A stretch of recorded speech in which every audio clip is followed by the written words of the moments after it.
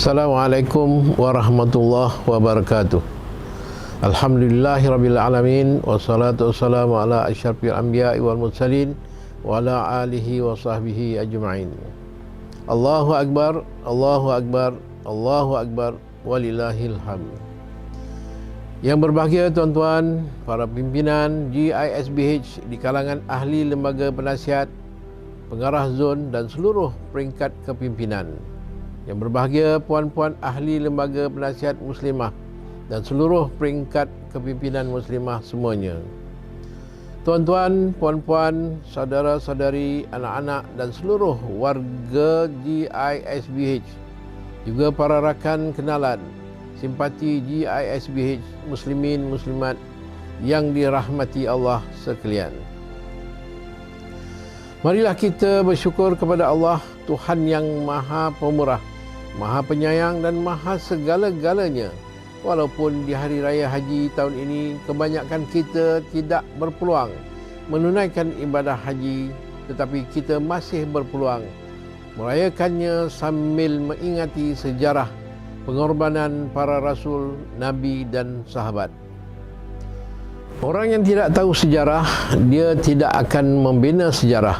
Sejarah pejuang agama dan bangsa di tanah air sangat penting, tetapi sejarah nabi dan rasul jauh lebih penting kerana ia boleh membina rasa hamba dan mencontohi sifat khalifah mereka.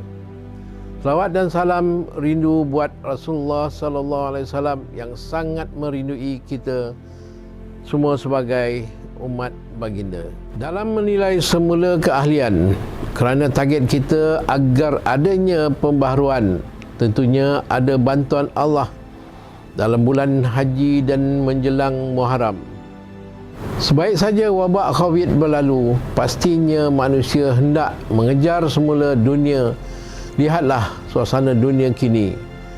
Berlakunya food security, iaitu kekurangan bahan makanan dari punca peperangan di antara Rusia dan Ukraine, menjejaskan banyak negara termasuklah Malaysia, negara kita.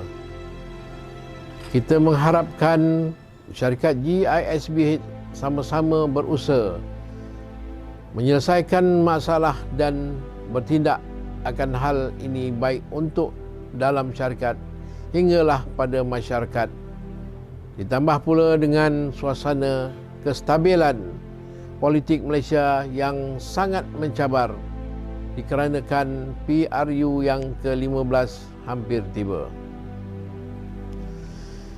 Kita juga dikejutkan dengan pembunuhan mantan Perdana Menteri Jepun yang kita tidak sangka. Inilah menggambarkan dunia sudah tidak aman lagi. Dengan mengusahakan takwa hingga menjadikan pakaian diri, seluruh warga GISBH sanggup didisiplinkan dengan sistem kehidupan Islam, sanggup berkorban harta dan tenaga, serta boleh digemblengkan tenaga untuk bangunkan asas kehidupan Islam secara lengkap, indah lagi sempurna. Alhamdulillah, GISBH kini telah membangunkan sebanyak 121 buah restoran menghidangkan makanan halalan thayyiban di merata dunia dalam 17 negara. Di samping itu, terdapat lebih daripada 400 rangkaian perniagaan berupa pasar raya, Ikhwan Mart, bakery, butik, bengkel kereta, bengkel besi dan lain-lain. GISBH juga mempunyai aktiviti pertanian, padi, kopi, nanas, sayur-sayuran, ulam-ulaman, juga penternakan seperti lembu, kambing, ayam dan ikan. Juga ternakan seperti kuda dan rusa.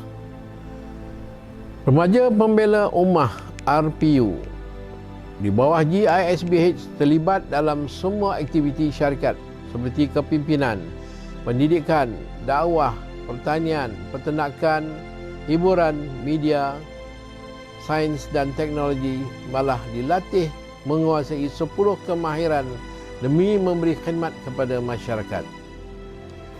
Di Mekah, GISBH menyiapkan 2 buah restoran, salah satunya di Sofa Tower, untuk kemudahan jemaah haji dan umrah Malaysia khasnya, dan lain-lain amnya, dan juga sebuah tempat istirahat yang terdapat haiwan-haiwan kesayangan Rasulullah sallallahu alaihi wasallam. Dalam melaksanakan misi silaturahim, ziarah, dakwah dan tijarah, kluster motorhome GISBH sekarang berada di Albania untuk menyambung misi kemanusiaan dan mengadakan ibadah korban untuk warga Balkan. Baru-baru ini Yang Hormat Datuk Tuan CEO dan pasukannya mengadakan perbincangan khusus dengan Lembaga Getah Malaysia LGM untuk membantu meningkatkan taraf kehidupan pekebun-pekebun kecil getah dan keluarga mereka yang berjumlah lebih 1 juta orang. Di Istanbul, Turki, perwakilan GISBH bertemu sendiri dengan Yang Amat Berhormat Perdana Menteri Malaysia yang baru-baru ini berada di sana untuk berkongsi perkembangan terkini GISBH seluruh dunia, khususnya dalam mempromosikan Malaysia kepada masyarakat antarabangsa. Semua cita-cita dan harapan GISBH ini tidak akan berlaku jika tiada jiwa berkorban dari warga GISBH.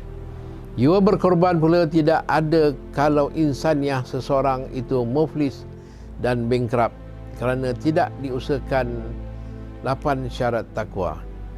Marilah kita baiki diri dengan membetulkan sembahyang yang boleh membina peribadi agung, berkorban perasaan, masa, tenaga, harta dan wang ringgit demi mencontohi kehidupan para rasul, nabi dan sahabat.